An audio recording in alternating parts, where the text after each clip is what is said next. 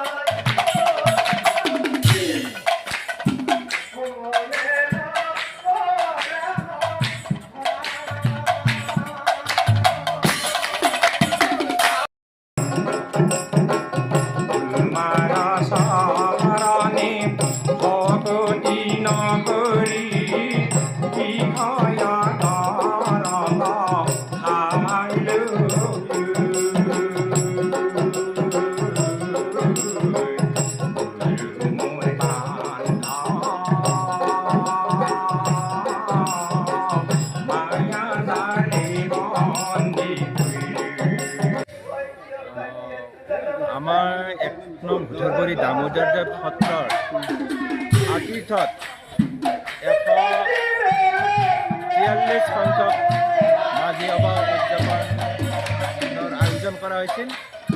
উক্ত আয়োজনত ৰাতিপুৱাৰ পৰা আমাৰ কীৰ্তন পুথি স্থাপন কৰিলোঁ আৰু তাৰপিছতে আয়তী নাম প্ৰসংগ, দিহানাম প্ৰদৰ্শন, তাৰপিছতে আমাৰ মাঘী সভা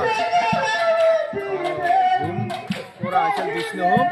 তাত সমূহ এই গাঁৱৰে উপস্থিত ৰাইজ তথা এই অঞ্চলৰ ৰাইজ তথা তাতকৈ আকৰ্ষণীয় অনুষ্ঠান হৈ গ'ল যি যোৱাৰ মত বিনিময় অনুষ্ঠানত আমাৰ যিসকল আহিছিল আৰু তেখেতসকলৰ মত বিনিময় অনুষ্ঠান হৈছিল, তাত সংবৰ্ধনা অনুষ্ঠান হৈছিল আৰু ইয়াৰ লগতে আমাৰ সংগীত অনুষ্ঠান হৈছিল, সাংস্কৃতিক অনুষ্ঠান।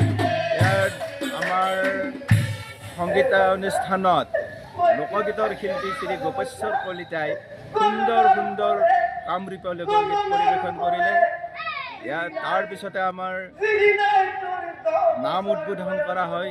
নাম উদ্বোধন কৰে ৰঙিয়া বিধানসভা সমষ্টিৰ সন্মানীয় বিধায়ক ভৱেশ কলিতাদেৱে। তাৰপিছত আমাৰ অসম প্ৰদেশ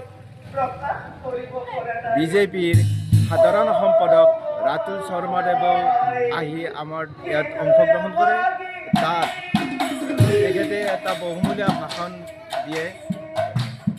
আৰু এগৰাকী আমাৰ কৃষক মৰ্চাৰ সন্মানীয় লোকসকল, তেখেতেও আহি আমাৰ এই অনুষ্ঠানত ভাগ লয়। আমাৰ যিবিলাক আমি ইয়াতে বাহিৰৰ পৰাই যিটো সঁহাৰি পালোঁ, সেই সঁহাৰি আমাৰ এই অনুষ্ঠানৰ ভাগিৰ পৰাই আমি তেখেতসকলক ধন্যবাদ দি পাৰিছোঁ আৰু ভৱিষ্যতে যাতে তেখেতসকলে এই অনুষ্ঠানত অংশগ্ৰহণ কৰে তাৰ বাবে আমি বিনম্ৰতাৰে অনুৰোধ কৰিছোঁ।